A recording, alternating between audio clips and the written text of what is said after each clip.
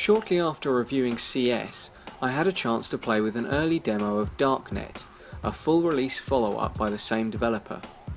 This was just a basic tutorial and not necessarily reflective of the final product, but it was interesting to see the direction this project is moving in.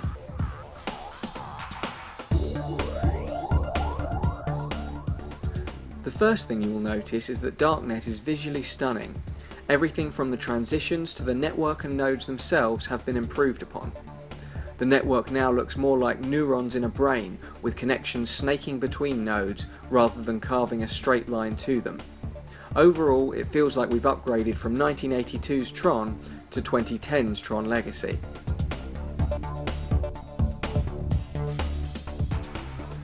Menus are large enough to be clearly readable on the DK1.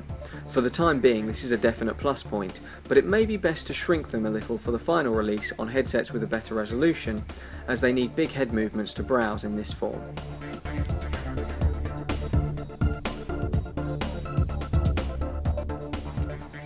As for changes to the game itself, there are two new exploits visible in the menu, the worm and the crack, but the demo does not go on to demonstrate them.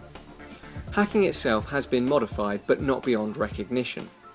The square grid has been replaced with a hexagonal network, and instead of just having your hacks try to consume all of the space, your object is now to take over the centre of the grid.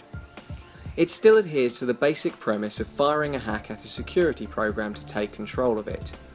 Hacks expand by growing into adjacent hexes, while security programs, which cannot now be eliminated, move to clear hacked territory.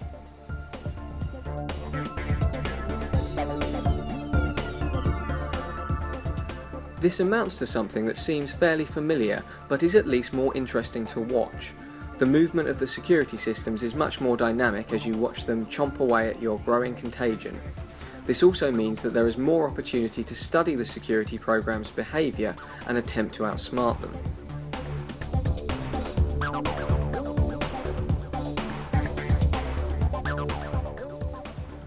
As this was just a tutorial, there are only two nodes to hack and both can be easily beaten, so it is hard to say exactly how much more tactical depth there is in Darknet's hacking system, but there certainly seems to be more potential.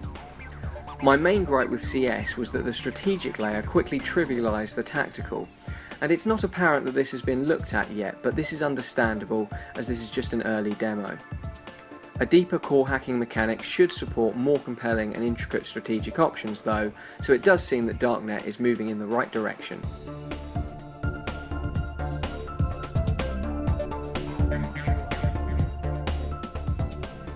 If you haven't already seen it, then check out my review of CS, the award-winning prototype on which Darknet is based.